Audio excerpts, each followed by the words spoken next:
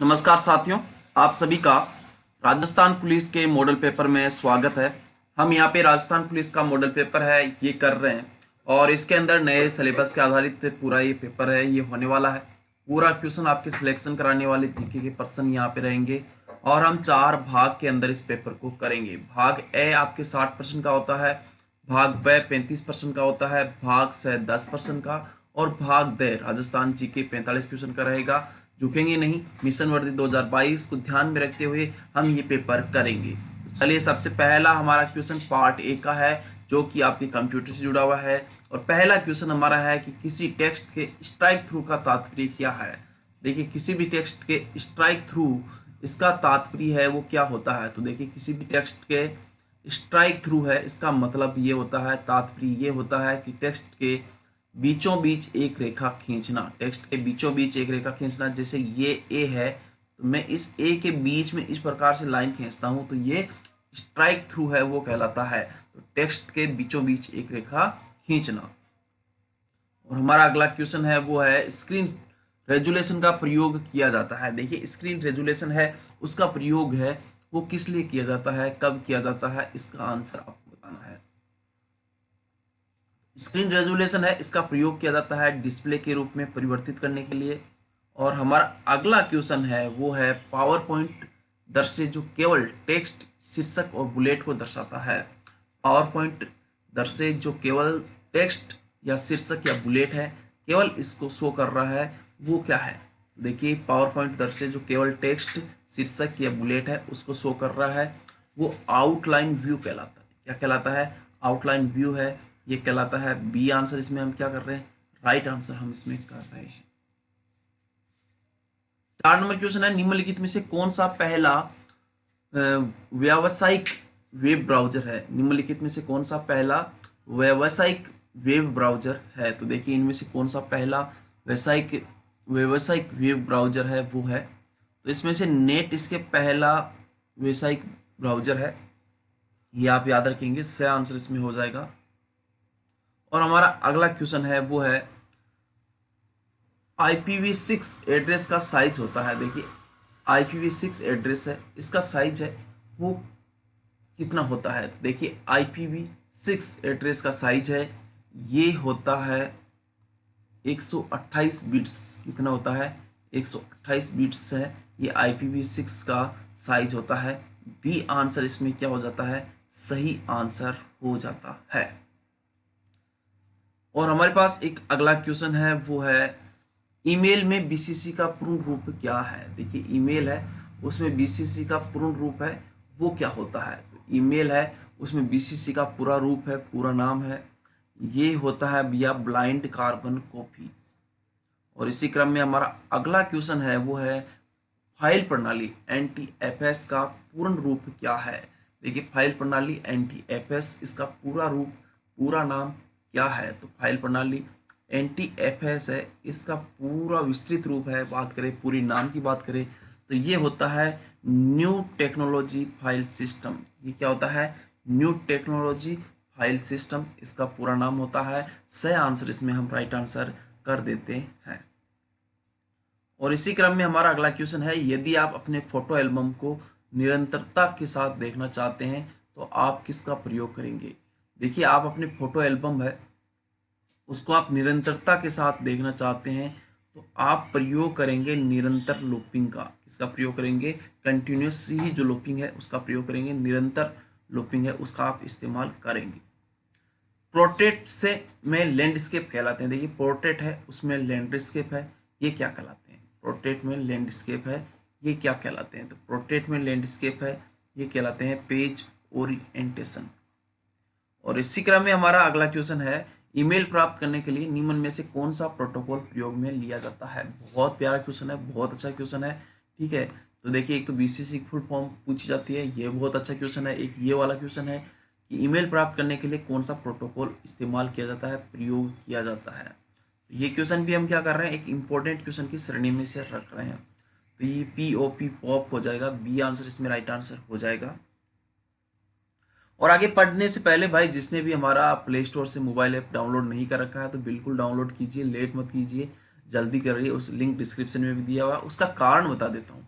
यहाँ पे आपको बहुत सारी ढेर सारी PDF मिल जाती है, यहाँ पे आपको बहुत सारे टेस्ट है वो आपको देने को लिए मिल जाते हैं, और एग्ज़ाम का टाइम कम रहा है तो ये जितने आप टेस्ट यहाँ से निकालेंगे उतना आपके लिए फ़ायदेमंद रहेगा। देखिए, आप कोई भी चीज़ है, आप तब तक सफल नहीं हो सकते जब तक आप अपने आप को टेस्ट नहीं करते हो। टेस्ट करने का एक सीधा सा फॉर्मूला होता है, आप टेस्ट ज़्यादा से ज़्यादा दें, और वो टेस्ट अपने हमारे मोबाइल एप्लीकेशन में इतने डाले हुए हैं कि आप यकीन नहीं करोगे। तो राजस्थान पुलिस का कोर्स खोलना है और उसके अंदर जितने भी टेस्ट है वो सारे दे डालने, चाहे कंप्यूटर के हो, चाहे किसी और टॉपिक के हो, चाहे पूरा मॉडल पेपर ही क्यों ना हो। आप ये मॉडल पेपर मेरे द्वारा डाले हुए हैं, यहाँ पे 150 क्वेश्चन के यहाँ पे 10 मॉडल पेपर मेरे द्वारा डाले गए हैं, तो ये आप जाके ट्राई कर सकते हैं, दे सकते हैं। तो यहाँ से टेस्ट आप अपने आप को कीजिएगा, लिंक डिस्क्रिप्शन में दिया हुआ है। अब हम पार्ट बी के क्वेश्चन कर रहे हैं। किसके क्वेश्चन कर रहे हैं हम यहाँ पे? पार्ट बी है, उसके हम क्वेश्चन है वो कर रहे हैं। तो पार्ट बी है, तो देखिए पार्ट बी है, इसके अंदर है यहाँ पे ऑस्ट्रेलियन ओपन टेनिस 2022 में महिला एकल मुकाबले का खिताब किसने जीता था?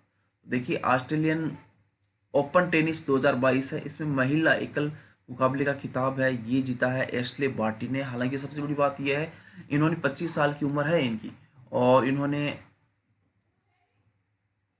संन्यास लेने की घोषणा कर दी है, तो ये भी बहुत एक चौंकाने वाला था। तो एशले बार्टी यहाँ से ऑस्ट्रेलियन ओपन टेनिस से इन्होंने जीता है, तो ये भी याद रखेंगे आप। अगला हमारा क्वेश्चन देखिए 12 नंबर क्वेश्चन।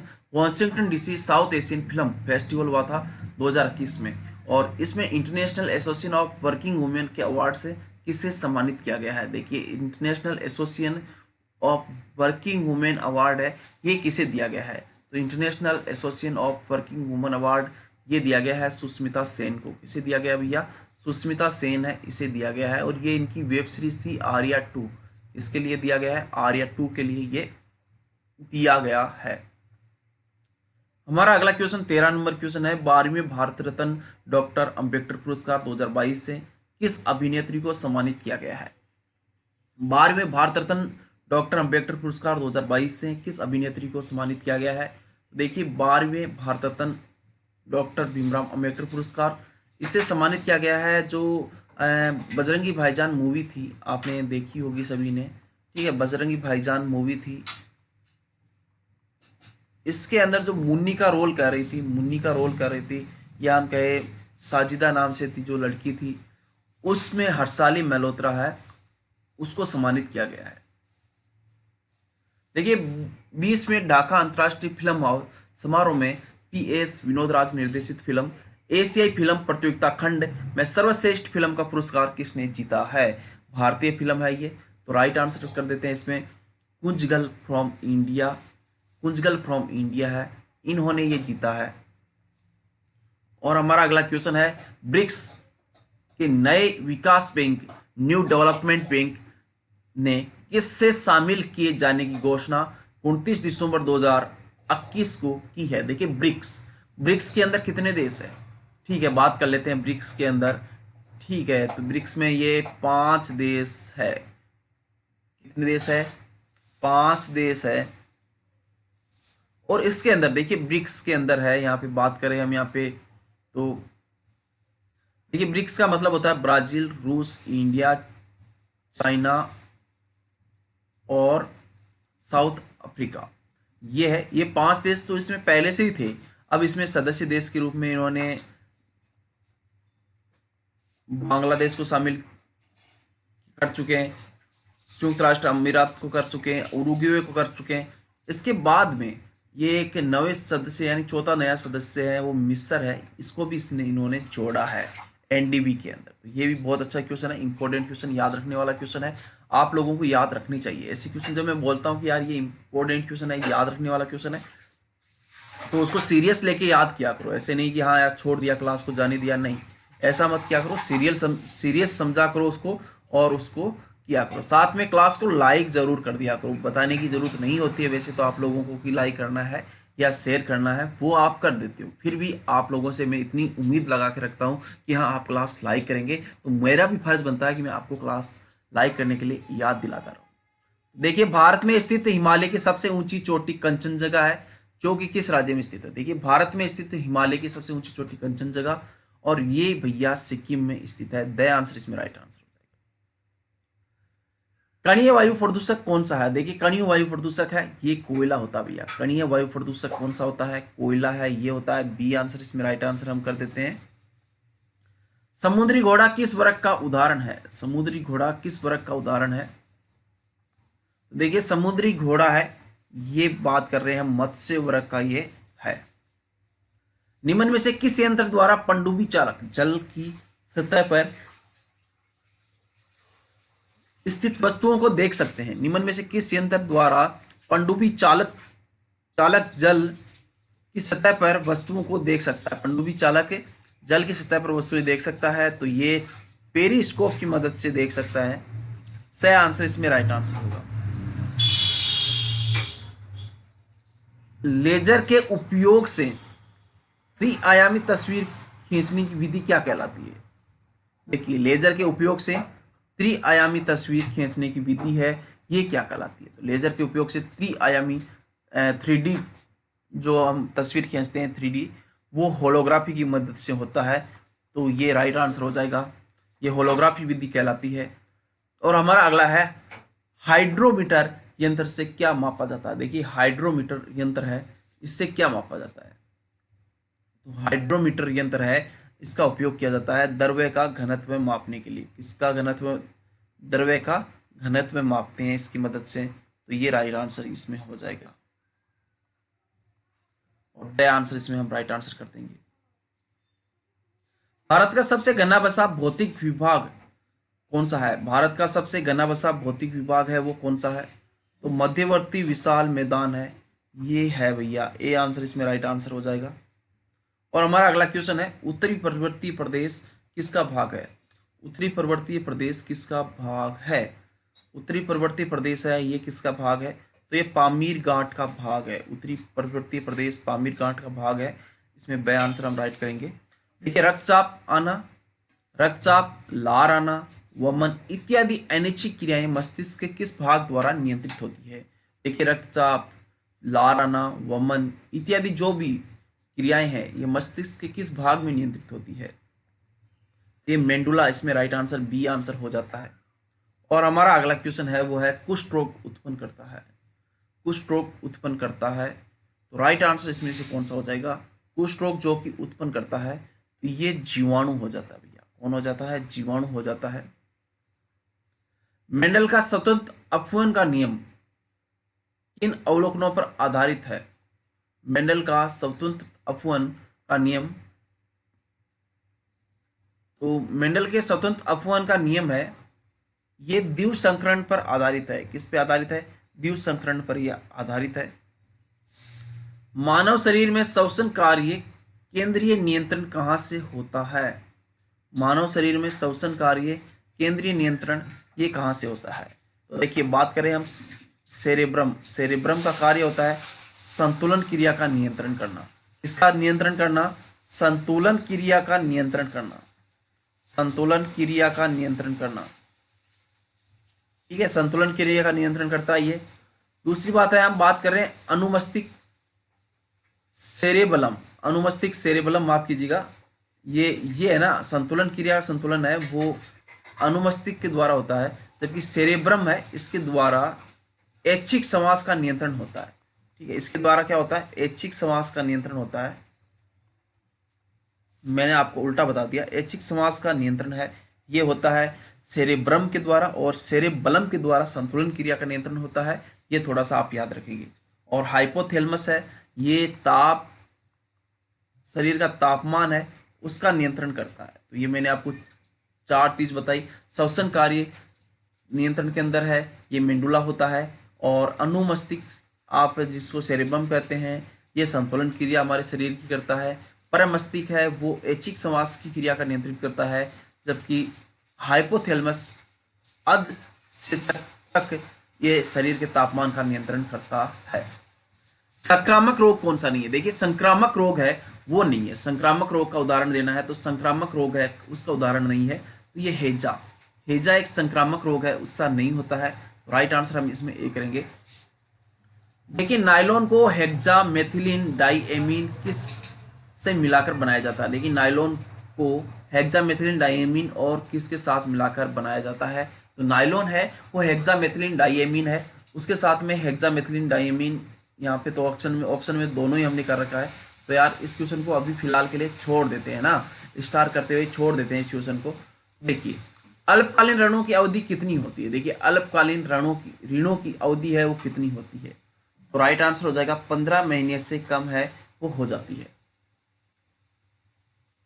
और संविधान से की 10वीं अनुसूची किस संशोधन द्वारा जोड़ी गई, देखिए 10वीं अनुसूची दल बदल विरोधी नियम है वो है, तो दल बदल से कौन सी जुड़ी हुई है, दल बदल विधेयक से कानूनों से कौन सी जुड़ी हुई है, ये जुड़ी हुई है 10वीं अनुसूची। ठीक है, इन्हें 52वें संविधान संशोधन के द्वारा लाया गया था, कौन से संविधान संशोधन के द्वारा लाया गया था, 52वें संविधान संशोधन से लाया गया था। बहुत अच्छा क्वेश्चन है, बहुत प्यारा क्वेश्चन है, बहुत इंपॉर्टेंट क्वेश्चन है। देखिए जब कोई विधेयक संसद द्वारा पारित किए जाने के पश्चात राष्ट्रपति के पास विचार हेतु भेजा जाता है, तब राष्ट्रपति क्या कर सकता है, देखिए जब कोई भी विधेयक संसद द्वारा पारित किए जाने के बाद में राष्ट्रपति के पास विचार के लिए भेजा जाता है, तो राष्ट्रपति इस पर कार्यवाही ना करे, ये भी हो सकता है, विधेयक को पुनः विचार के लिए ये भेज सकता है, राष्ट्रपति इस पर कोई कार्यवाही भी नहीं करे, ये भी हो सकता है, विधेयक को राष्ट्रपति पुनः विचार के लिए भी भेज सकता है। यानी हम कह सकते हैं कि दोनों इसमें सही आंसर है। राज्यसभा का पहली बार गठन कब हुआ, ये बहुत प्यारा क्वेश्चन है, बहुत अच्छा क्वेश्चन है, बार बार एग्जाम में आता है ये क्वेश्चन। तो एक तरह से मैं तो इसको इंपॉर्टेंट मानता और चलता हूँ, क्योंकि डेट है तो हमें याद करना है। एक तो 1952 इसमें राइट आंसर हो जाएगा, तो 1950 तो दोनों जगह ही क्या हो जाएगा, गलत हो जाएगा। 3 अप्रैल 1952 राइट आंसर कौन सा हो जाएगा, 3 अप्रैल 1952 है, ये आप याद रखिए। भारत का राष्ट्रपति संसद में अधिक से अधिक कितने सदस्य मनोनीत कर सकता है, देखिए पंचायत राज की सबसे बड़ी संस्था कौन सी है, पंचायत राज की सबसे बड़ी संस्था है वो कौन सी है, पंचायत राज की सबसे बड़ी संस्था है वो है जिला परिषद। भारत कब से संयुक्त राष्ट्र का सदस्य है, भारत कब से संयुक्त राष्ट्र का सदस्य है, ये आंसर आप सभी जाने देंगे।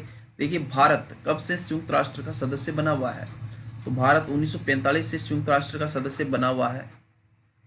विश्व प्रसिद्ध ग्रंथ एलियड व ओडिसी के रचनाकार कौन है, विश्व प्रसिद्ध एलियड है और ओडिसी लिखा हुआ है, ये इसके ग्रंथ के है रचनाकार होमर। प्रस्तर स्तंभ कहाँ स्थित है, जो समतल भूमि पर बिना गाड़े खड़ा है, प्रस्तर स्तंभ कहाँ पे स्थित है, जो समतल भूमि पर बिना गाड़े खड़ा है, देखिए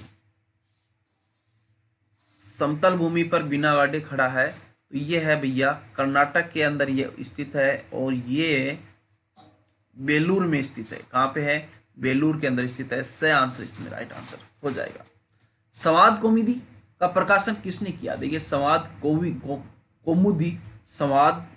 कौमुदी इसका प्रकाशन किसके द्वारा किया गया है, संवाद कौमुदी इसका प्रकाशन किनके द्वारा किया गया है, तो ये स्वामी राजा राममोहन राय के द्वारा, माफ कीजिए स्वामी नहीं, राजा राममोहन राय के द्वारा किया गया है।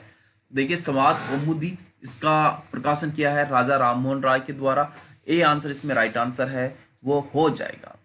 ब्रह्म समाज की स्थापना कब की गई, ये बहुत प्यारा क्वेश्चन है, बहुत अच्छा क्वेश्चन है। देखिए 1829 के अंदर आप याद रखेंगे, 1829 में सती प्रथा का विनियमन किया गया था, सती प्रथा का विनियमन है वो किया गया था। और ठीक है, सती प्रथा आप सभी जान रहे हो यहाँ से।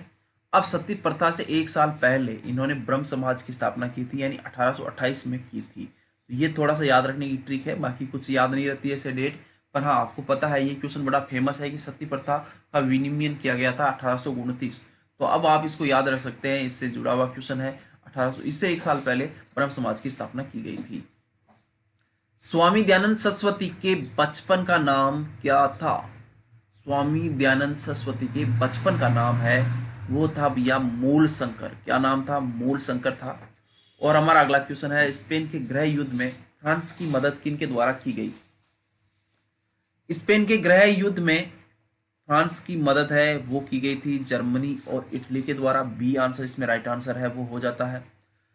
गोवा का भारत में विलय किस वर्ष हुआ, देखिए गोवा का भारत में किस वर्ष विलय है वो हुआ था, ये भी बड़ा क्वेश्चन अच्छा है, प्यारा क्वेश्चन है ये। तो देखिए गोवा का भारत के अंदर है, ये विलय किया गया था भैया 1961 के अंदर। कब किया गया था? 1961 में किया गया था। देश के बजट 2020-21 में राजकोषीय घाटा जीडीपी का अनुमानित किया गया है। तो ये क्वेश्चन थोड़ा सा 1 साल पुराना हो गया है, हालांकि 3.5% था, तो इसको अपना ध्यान नहीं देना है, इसको याद नहीं करना है। अब हम यहाँ पे पार्ट सी करेंगे। कौन सा क्वेश्चन कर रहे हैं हम यहाँ पे पार्ट सी है, ये हम यहाँ पे कर रहे हैं। और उम्मीद है ये पार्ट सी के 10 क्वेश्चन आपके 10 में से 10 लाने का आप मादा रखते हैं। नहीं रखते हैं तो भाई कर लीजिए, 10 में से 10 ये नंबर लाने हैं। ये सबसे इजी क्वेश्चन होते हैं जो आप गलत नहीं कर सकते। यही आपके मेरिट निर्धारण करने में इंपॉर्टेंट क्वेश्चन होने वाले हैं। देखिए, राष्ट्रीय अपराध ब्यूरो 2015 के अनुसार महिलाओं के संबंध में कौन सा तथ्य गलत है? तो ये इसमें से आप सारी चीजें पढ़ोगे, सारे सही है। बाकी यहाँ पे 60,000 अगर हो जाता है तो ये सारा का सारा राइट हो जाएगा। इसमें भी देखो यहाँ पे 1 लाख लिखा होगा, उसकी जगह ज्यादातर महिलाएं अपहरण का शिकार हुई, जिनमें ज्यादातर महिलाओं को अपहरण जबरदस्ती देह व्यापार के लिए किया गया है। 1 लाख है ना, शुरू में 1 लाख की जगह आप 60 लाख पढ़िएगा। और देखिए, भारतीय दंड संहिता संशोधन अधिनियम 2018 से में सहमति से यौन संबंध बनाने की उम्र निर्धारित की गई है। देखिए, भारतीय दंड संहिता संशोधित अधिनियम 2018, इसमें सहमति से यौन संबंध बनाने की उम्र है ये 18 वर्ष है, ये निर्धारित की गई है। और इसी क्रम में हमारा अगला क्वेश्चन है, दंड प्रक्रिया संहिता सीआरपीसी 1973 में बलात्कार से जुड़ा हुआ धारा है वो कौन सी है? तो देखिए, बलात्कार से जुड़ी हुई धारा है ये है 376। कौन सी जुड़ी हुई है? 376 ये जुड़ी हुई है। दंड प्रक्रिया संहिता सीआरपीसी 1973 में किस धारा के अंतर्गत 12 वर्ष से कम उम्र वर्ष की स्त्री के साथ बलात्कार से संबंधित है? देखिए, दंड प्रक्रिया संहिता सीआरपीसी 1973 12 वर्ष से कम वर्ष की स्त्री के साथ बलात्कार से जुड़ा हुआ घटना है। तो ये होती है 12 साल से कम उम्र की महिला के साथ अगर बलात्कार से जुड़ी हुई घटना होती है तो 376 AB के तहत मुकदमा दर्ज है, वो किया जाता है। दहेज निषेध अधिनियम 1961 संशोधन किया गया था 1986 के अंदर, और इसकी धारा 2 के अंतर्गत दहेज लेने देने, इसमें लेने देने में सहयोग करने पर कितने वर्ष तक की सजा और जुर्माने का प्रावधान किया गया है?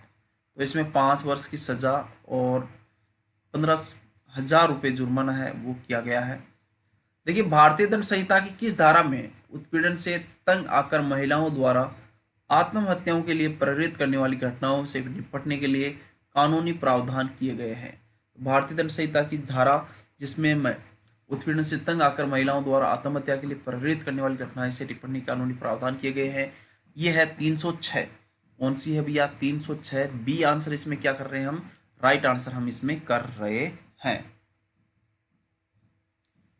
और देखिए, इसी क्रम में अगला क्वेश्चन हमारा यहाँ पे क्या है? इसी क्रम में हमारा अगला क्वेश्चन है वो है, यदि किसी लड़की की विवाह के 7 साल के भीतर असामान्य परिस्थितियों में मौत होती है और यह साबित कर दिया जाता है कि मौत से पहले उसे दहेज के लिए प्रताड़ित किया जाता था, तो भारतीय दंड संहिता की धारा 304B 374 नहीं है 304B के तहत अंतर्गत लड़की के पति के रिश्तेदारों को कम से कम कितने वर्ष की सजा से लेकर आजीवन कारावास की सजा का प्रावधान है? तो कम से कम 7 साल की सजा है, जो कि आजीवन कारावास तक हो सकती है। स्त्री एसिड ट्रू प्रतिषेध अधिनियम 1986, इसके तहत पहली बार बाल अपराध करने पर कितने वर्ष की सजा और जुर्माने का प्रावधान किया गया है? तो ये किया गया है 2,000 रुपये का जुर्माना और सजा। घरेलू हिंसाओं से महिलाओं का संरक्षण अधिनियम 2005 कानून में याचिका करने के लिए सुझाया गया प्रारूप जिसका नाम क्या है? देखिए, घरेलू हिंसा से महिलाओं का संरक्षण अधिनियम 2005, इसके अंदर कानून में याचिका दायर करने के लिए एक प्रारूप सुझाया गया है, जिसका नाम क्या रखा गया है? ये आंसर बताइए, जिसका नाम क्या रखा गया है? तो घरेलू घटना रिपोर्ट इसका राइट आंसर हो जाएगा। सही आंसर इसमें राइट आंसर है, वो हो जाएगा। और हमारा अगला क्वेश्चन है, पूर्व गर्भाधान और प्रसव पूर्व निदान तकनीक अधिनियम 1994, इसमें लिंग निर्धारण हेतु अल्ट्रासाउंड और सोनोग्राफी कराने वाले जोड़े और करने वाले डॉक्टर लैब कर्मी को 3 साल से 5 साल तक की सजा और जुर्माने का प्रावधान किया गया है। तो ये राइट आंसर हो जाता है। 10 से 50,000 तक का किया गया है। आगे बढ़ने से पहले मेरे भाई बंधु जितने भी आप हैं हमसे जुड़े हुए हैं, उन सबसे एक रिक्वेस्ट है क्लास को आप सभी जने लाइक जरूर करें, शेयर जरूर करें, और जो हमारा मोबाइल एप्लीकेशन है JPY BHAKR, ये आप जरूर डाउनलोड करें। लिंक डिस्क्रिप्शन में भी दिया हुआ है। यहाँ पे आपको बहुत सारी PDF है वो मिल जाते हैं, इंपॉर्टेंट नोट्स है वो आपको यहाँ मिल जाते हैं, यहाँ पे इंपॉर्टेंट क्लास है वो भी आपको मिल जाती है, टेस्ट आपको यहाँ पे देखने को मिल जाते हैं। यहाँ पे आपको सारे ये चीज़ें हैं। आपको राजस्थान पुलिस का कोर्स डाला हुआ है, उस कोर्स के अंदर आपको जाना है और वहीं से ये चीज़ें आपको लेनी है। कुछ फ्री है और कुछ पेड है, दोनों तरह की है ये सामग्री, आपको पहले ही बता देता हूँ। अब हम यहाँ पे पार्ट डी करेंगे। पार्ट डी के अंदर हम राजस्थान जीके हैं वो हम यहाँ पे करेंगे। पार्ट डी में आपको क्या देखने को मिलेगा, राजस्थान जीके देखने को मिलेगा। Rajasthan state wide area network राजसवान के माध्यम से ग्राम पंचायतों के स्तर पर कनेक्टिविटी उपलब्ध करवाने हेतु एकीकृत नेटवर्क व्यवस्था कौन सी है? ये राजनेट है। कौन सी है भैया? राजनेट है। सही आंसर इसमें राइट आंसर हो जाएगा। राज्य में निःशुल्क एवं अनिवार्य शिक्षा का अधिकार अधिनियम 2009 कब लागू किया गया? देखिए, राज्य में निःशुल्क एवं अनिवार्य शिक्षा का अधिकार अधिनियम 2009 इसे लागू किया गया है भैया 1 अप्रैल 2010 से। राठौड़ वंश की कुलदेवी कौन सी है? देखिए, राठौड़ वंश की कुलदेवी नागनेची माता होती है और मोस्टली इनका जो थान है वो नीम के वृक्ष के नीचे होता है।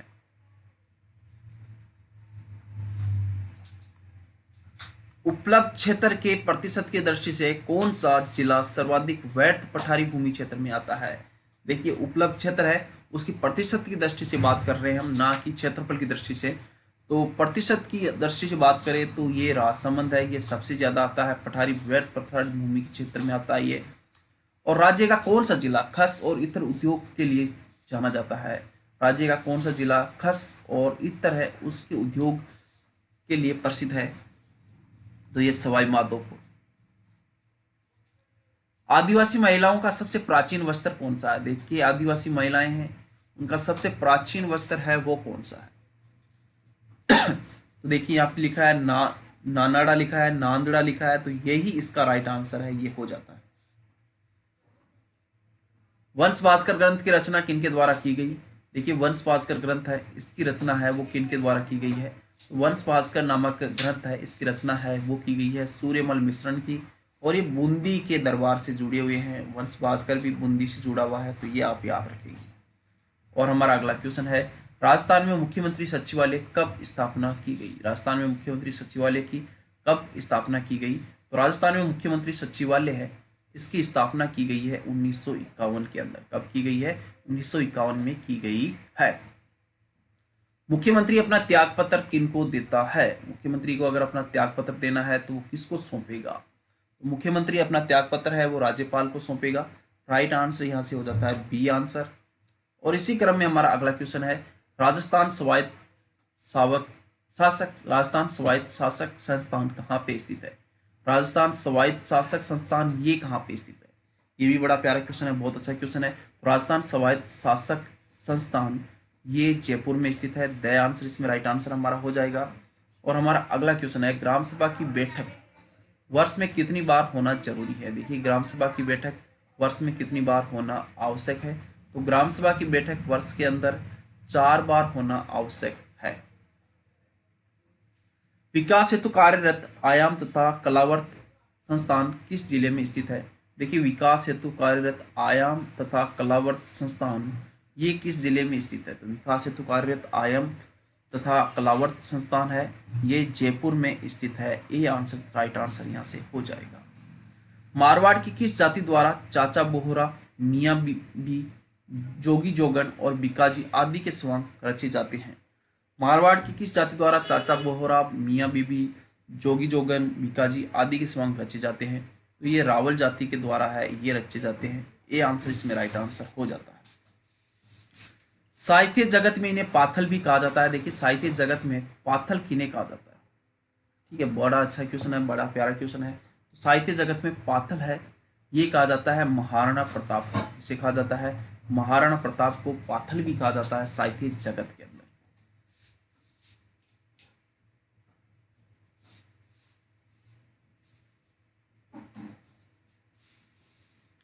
सवाई जय सिंह ने विद्याधर वास्तुशिल्पी की सहायता से जयनगर बस्ती जो कि जयपुर के नाम से जानी प्रसिद्ध हुई, ये कब स्थापित की? देखिए, सवाई जय सिंह के द्वारा विद्याधर भट्टाचार्य वास्तुशिल्पी था जयपुर नगर का, जयनगर के नाम से जयपुर नगर की स्थापना है वो की थी, और ये की थी भैया 17 तारीख से 1727 ईस्वी में ये की गई है।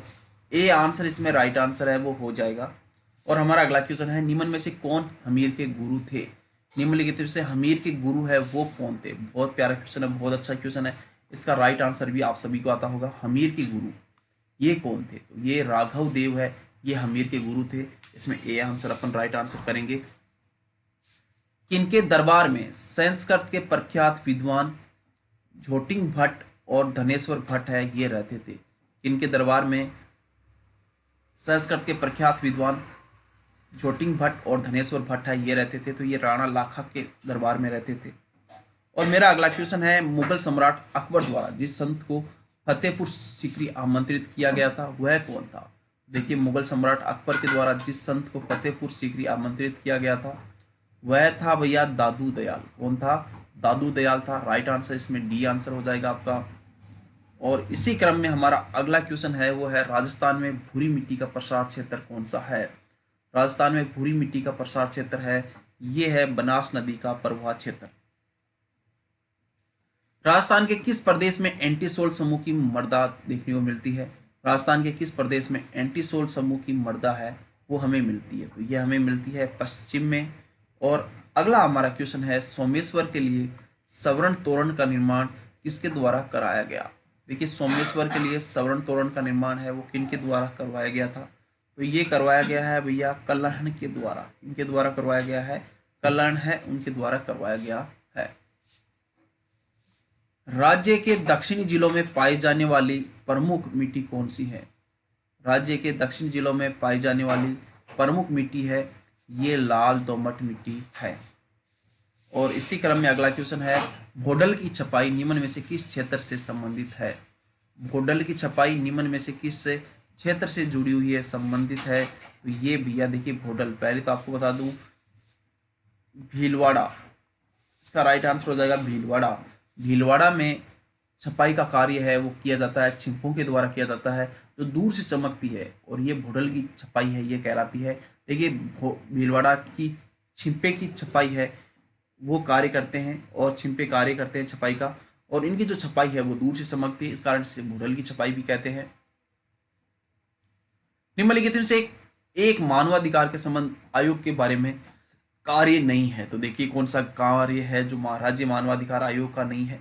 देखिए, राज्य सरकार के नियंत्रणाधीन जेलों और बंदी गृहों में जाकर जांच करना ये इनके कार्य के अंदर आता है।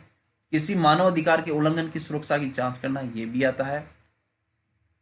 और मानवाधिकारों को उल्लंघन करने पर सजा देने का अधिकार है वो मानवाधिकार के पास नहीं है। जांच कर सकता है, सजा ये किसी को नहीं दे सकता।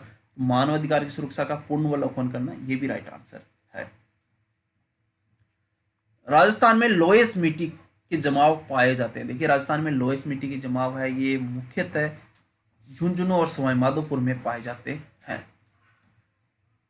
वन नियमों के अंतर्गत पशुओं को चराने और लकड़ी काटने की सुविधा किस प्रकार के वनों में दी जाती है? देखिए, वन नियमों की बात करें उसके अंतर्गत पशुओं को चराने, लकड़ी काटने, इस प्रकार की सुविधा है ये अवर्गीकृत वन में दी जाती है। भाखड़ा नागल बांध परियोजना किस पंचवर्षीय योजना में प्रारंभ की गई?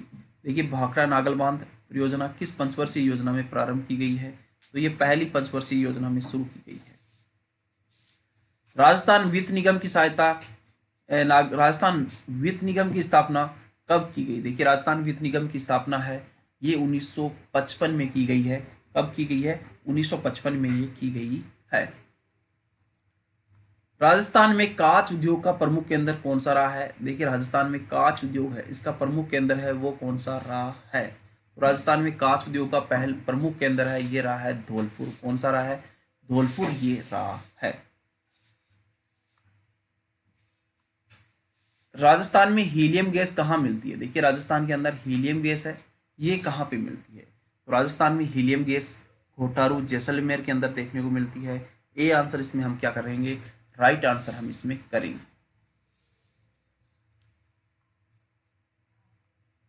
राजस्थान में क्षेत्रफल की दृष्टि से सबसे बड़ा आखेट निषेध क्षेत्र कौन सा है? देखिए राजस्थान में क्षेत्रफल की दृष्टि से सबसे बड़ा आखेट निषेध क्षेत्र है, यह है संवत्सर कोटसर। कौन सा है भैया? संवत्सर कोटसर। ये राजस्थान में क्षेत्रफल की दृष्टि से सबसे बड़ा आखेट निषेध क्षेत्र है, ये है। और हमारा अगला क्वेश्चन है, जिले में किसकी अधिकता से मिट्टी क्षारीय हो जाती है? देखिए जल में किसकी अधिकता से मिट्टी है वो क्षारीय हो जाती है? तो भैया जल में जिसकी अधिकता से मिट्टी क्षारीय है ये हो जाती है, तो ये कौन सा है? तो जल में जिसकी अधिकता से मिट्टी क्षारीय हो जाती है ये है भैया सोडियम कार्बोनेट। कौन सा है? सोडियम कार्बोनेट आपका इसमें राइट आंसर हो जाता है। निम्नलिखित में से कौन सा एक कथन सही नहीं है? निम्नलिखित में से कौन सा एक कथन सही नहीं है? तो हम देखेंगे कि सरपंच राज्य सरकार के प्रतिवेदन और अभिलेख उपलब्ध करवाता है, ये एकदम सही नहीं है, बाकी सारे सही है। राजस्थान में वृहद सीमांत भ्रंश निम्न में से किसके सहारे विस्तृत है? तो राजस्थान में वृहद सीमांत भ्रंश है, ये बूंदी सवाई माधोपुर की पहाड़ियों के सहारे फैला हुआ है। ए आंसर इसमें राइट आंसर हो जाएगा। राजस्थान में सबसे अधिक क्षेत्र में किस मिट्टी का विस्तार है? राजस्थान में सबसे अधिक जिस क्षेत्र में मिट्टी का विस्तार है वो कौन सा है? तो वो हम बात कर लेते हैं। तो ये भैया आपकी भूरी बलुई मिट्टी है, इसका विस्तार सबसे ज्यादा है। अचलगढ़ दुर्ग बात करें हम 1452 ईस्वी, राणा कुंभा ने कहाँ बनवाया था? अचलगढ़ दुर्ग 1452 ईस्वी के अंदर राणा कुंभा के द्वारा सिरोही के अंदर है ये बनाया गया था। और हम बात करते हैं अगले क्वेश्चन की। सेम की समस्या है, ये किससे जुड़ी हुई है? तो सेम की समस्या है मिट्टी मृदा का कटाव अपर्दन, इससे जुड़ी हुई है। तो हम डी आंसर है वो हम इसमें राइट आंसर है वो कर देंगे।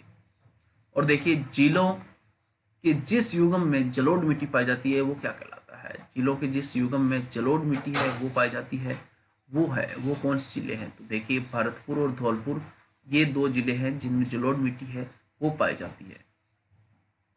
शहरियों का महाकुंभ महातीर्थ कुंभ किसे कहा जाता है? देखिए शहरियों का महातीर्थ कुंभ है ये कहा जाता है सीताबाड़ी को। किसे कहा जाता है? सीताबाड़ी को कहा जाता है। ए आंसर इसमें राइट आंसर हो जाएगा। मेवाड़ का भीष्म पितामह किसे कहा जाता है? देखिए मेवाड़ का भीष्म पितामह है ये किसे कहा जाता है? ये भी बड़ा अच्छा क्वेश्चन है, बड़ा प्यारा क्वेश्चन है। तो मेवाड़ का भीष्म पितामह राव चूड़ा को कहा जाता है। अगला क्वेश्चन है, अलाउद्दीन खिलजी ने जालौर पर कब निर्णायक आक्रमण किया?